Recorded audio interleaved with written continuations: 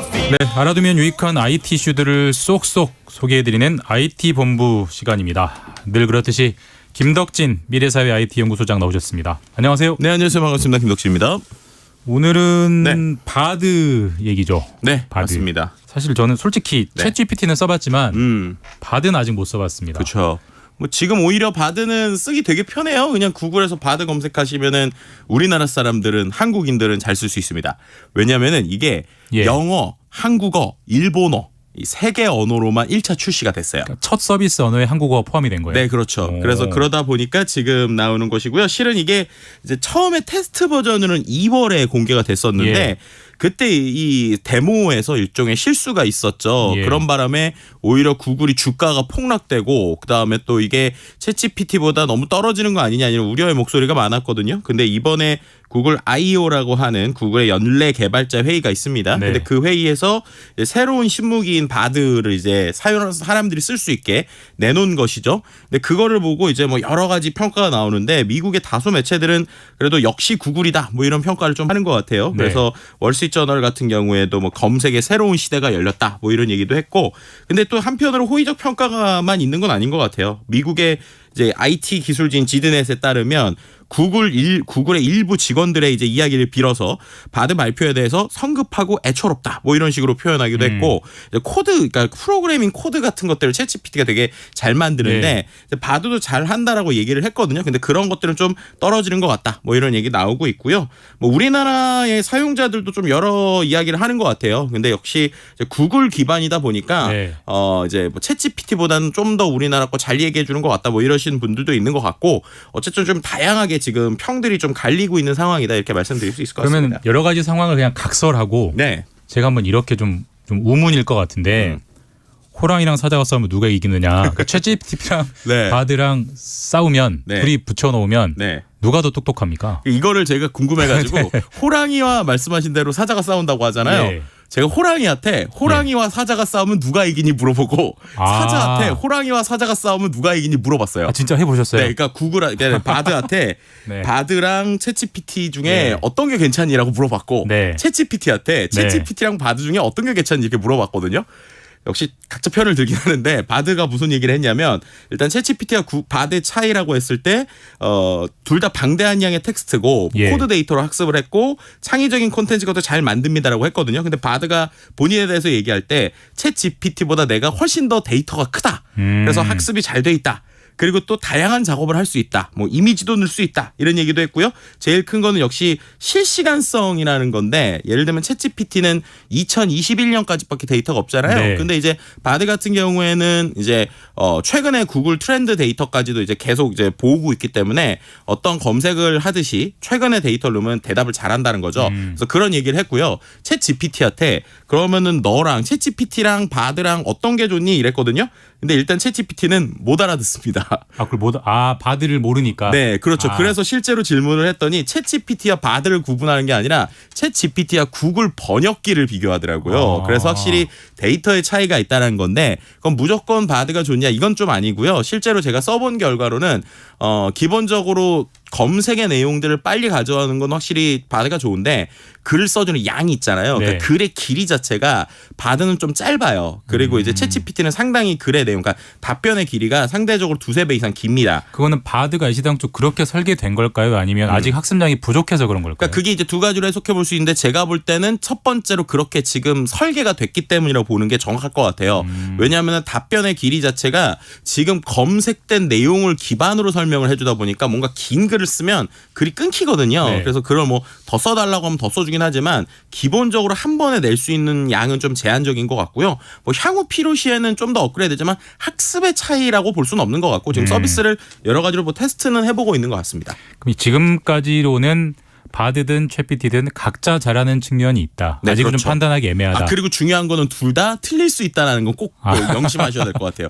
바드도 네. 이게 검색된 결과를 그냥 갖다 오는 게 아니라, 제가 이렇게 설명드리는데, 시험을 볼 때 우리가 이제 시험을 교수님이 그냥 시험 아무것도 책 안 보고 막 시키다가 예. 갑자기 5분 인터넷 찬스를 준 거예요. 그럼 이제 자기가 인터넷에 있는 걸 잠깐 보고 나서 다시 쓰잖아요. 예. 바드가 그런 겁니다. 그러니까 구글 검색 결과 그대로 가져오는 게 아니라 그걸 보고 자기가 다시 쓰는 거거든요. 예. 그러다 보니까 바드 역시도 오류를 낼 수 있다라고 하는 건 반드시 기억을 하셨으면 좋겠습니다. 근데 챗 GPT와의 비교는 그러하고 근데 이제 바드가 또 이제 관심을 받는 게 아까도 말씀하셨지만 1차 서비스 언어에 굳이 한국어를 그렇죠. 사실 이런 경우가 거의 없는 것 같은데 그렇죠. 어떠한 프로그램에서도 그렇게 굳이 한국어를 집어넣은 이유 네. 우리한테는 배려를 해준 건가? 어떤 그 배경을 네. 뭐라고 봐야 되나요? 일단은 두 가지로 볼 수 있을 것 같은데요. 첫 번째로는 순다 피차이 구글 CEO가 실제로 이번에 미국에 간 한국 기자들한테 답변을 네. 했어요. 뭐라고 답변했냐면 본인이 1999년에 한국에 왔다고 합니다. 네. 와서 너무 놀란 게 인터넷이나 이런 것들 특히나 이제 얼리 아답터처럼 많은 걸 빠르게 받아들인다는 게 되게 놀랐다고 그래요. 그래서 어디서 놀랐냐? 택시를 타고 놀랐다고 합니다. 택시는 왜요? 네, 택시를 탔더니 예. 기사분이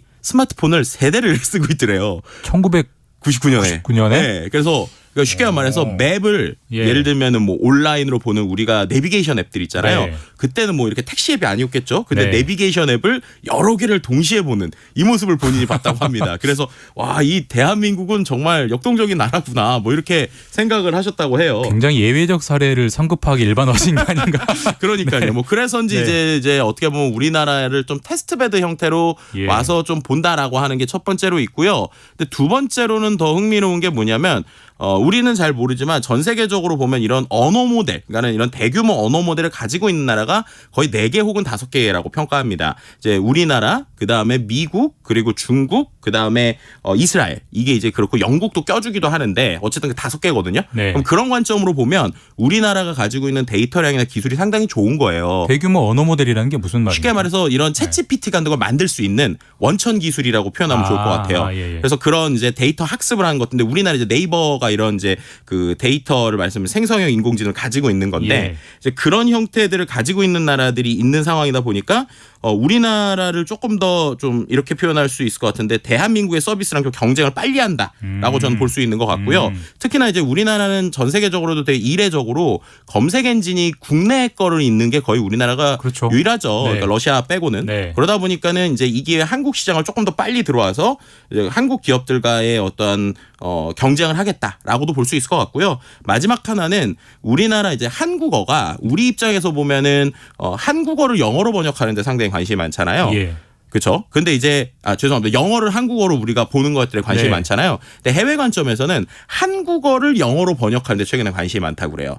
뭐 때문에? K 컨텐츠? 맞습니다. 이제 K 컨텐츠 때문인데요. 그러니까 결국에는 우리나라 사람들만 한국어를 쓰는 게 아니라 최근에는 한국 컨텐츠가 세계로 퍼지다 보니까 한국어를 잘 번역해서 영어를 하는 게 돈이 된다라는 거죠. 그래서 그런 관점에서 지금 우리나라에서 이렇게 제1 언어로 사용하면서 언어를 빠르게 학습하려고 하는 이런 모습들이 아니냐라는 전략들이 나오고 있습니다. 그럼 구글이 그 시범 언어의 첫 번째로 한국어를 넣은 측면이 네네. 우와 한국어를 이렇게 대접해줘서 고마워 땡큐 구글 이 측면 외에 어떤 네이버라든지 뭐 SK라든지 이런 우리나라 기업들도 이제 AI 적극적으로 투자하는 기업들이 있잖아요. 그렇죠. 거기에도 어떤 미치는 영향이 있을까요? 네, 맞습니다. 실제로 말씀하신 것처럼 지금 GPT-4나 그 우리가 바드를 보면서 특히나 이제 GPT-4가 처음 나왔을 때 사람들이 놀랬던 게 뭐냐면요. 챗GPT가 GPT 3.5였잖아요. 네. 처음에 나왔을 때는 한국어를 얘가 그렇게 잘 못했어요. 맞아요. 한국어로 모르면 답변도 짧았거든요. 근데 GPT-4의 벤치마크 실력을 봤더니 실제로 한국어를 이해하고 대화하는 능력 수준이 처음에 나왔은 챗GPT에서 영어를 하는 수준 이상이었습니다. 그러니까 그렇게 치면은 우리가 처음에 챗GPT 나왔을 때 영어가 정말 수월했던 것처럼 네. 한국어가 이미 그 수준이라는 거거든요. 단 차이는 데이터. 그러니까 어떻게 보면은 우리나라에서 인터넷을 하면 네이버라고 하는 공간이 네. 있잖아요. 거기에 가지고 있는 데이터를 뭐 오픈 AI나 구글이 가지고 있지 못해요. 네. 그러니까 우리로 치면 외국인이신데 한국말 되게 잘하는 외국인 이런 느낌은 챗GPT나 구글이 이미 하고 있는 거고요. 네. 하지만 한국 역사나 한국의 어떤 전통에 대한 디테일은 떨어지는 이런 상황이거든요. 그럼 이제 결국엔 그런 말 잘하는 사람이 와서 한국의 역사라든지 한국의 전통 문화를 막 배우면 예. 그럼 이제 거의 한국 사람화가 되는 거잖아요. 예. 그런 관점에서 지금 구글이 좀 빨리 들어와서 이제 우리나라의 기업들 뭐 네이버 같은 경우 이제 6월, 7월에 이런 언어 모델이 이제 업그레이드될 버전이 나올 것으로 예상되는데 그 전에 조금 더 한국 시장을 노려보겠다 이렇게도 해석해 볼 수 있을 것 같습니다. 일단 바드의 움직임은 그러하고 근데 사실 뭐 챗GPT도 당연히 가만히 있을 것 같지는 않고 그쵸. 뭔가 좀 반격하는 무기 네. 새로운 서비스도 나왔거나 나올 것 같은데 네. 그 움직임은 어떻습니까? 네, 실제로 그래서 제가 그 관점에서 이 챗GPT 만든 오픈 AI 참 비즈니스 잘한다라고 생각했던 게 사람들이 딱 바드 나오니까 제일 먼저 얘기했던 게 나 이제 챗GPT 유료 해지해야지 이런 얘기를 했어요. 왜냐하면 유료가 $20거든요. 예, 비싸죠. 한 달에 26,000원 꽤 비싸요. 예. 근데 주는 기능이라고 해봤자 좀 빠르게 쓸 수 있거나 맞습니다. 좀 더 말 잘하게 하는 건데 바드 보니까 말 잘하거든요. 그러니까 필요 없다고 했는데 그 타이밍에 갑자기 챗GPT가 지금까지 언론에서만 얘기했던 챗GPT 플러그인 서비스를 유료 사용자들한테만 오픈하겠다라고 한 거예요. 플러그인 서비스가 뭐예요? 쉽게 말하면 아까 말씀드린 대로 챗GPT는 2021년까지밖에 정보를 모르잖아요. 얘한테 외부의 앱들을 붙이는 개념이라고 생각하시면 플러그인. 됩니다. 꽂는다. 그렇죠. 네. 그러니까 예를 들면 얘한테 2023년에 뉴스를 알려줘라고 하면 지금까지 챗GPT는 자기가 2021년까지밖에 모르니까 2023년 소설을 쓰거든요. 네. 근데 거기에서 챗GPT가 밖에 있는 앱을 사람으로 치면 별도의 검색 앱을 얘가 스스로 킨다고 생각하시면 돼요.